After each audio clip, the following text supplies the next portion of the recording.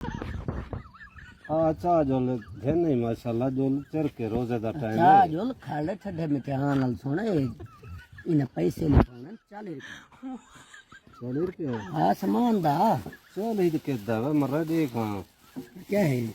ये घिऊ है ये बाकी से आलियन सारा 20 रुपए दा सारा सामान वाला 40 दा के दा हे 23 रुपए दा अच्छा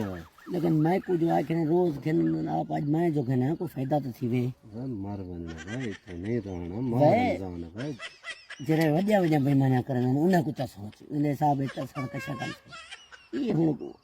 ये है साल ही जो वाला 10 रुपए मेरे को हां दा तई दे पीछे बेईमान है मैं दा ही तई दे मैं नहीं लिखूंगा हां हां ना लिखवावी और तू भाई लिखवा तू तक मिल बार मैदा करे सन तक वे पता है बार तू तो गवाह ही ना हां वो तेरी गाल सही है लेकिन आज करना पे भला है हां अगली फेरा देखन चले होती ओ मैं हां ये तो याद रख ओ देखा तू मको गिलाई दे माफी मांगे अल्लाह को माफी कत मांग माफी ही करे ईद ते मंगसन हाली करूं खड़े हेलो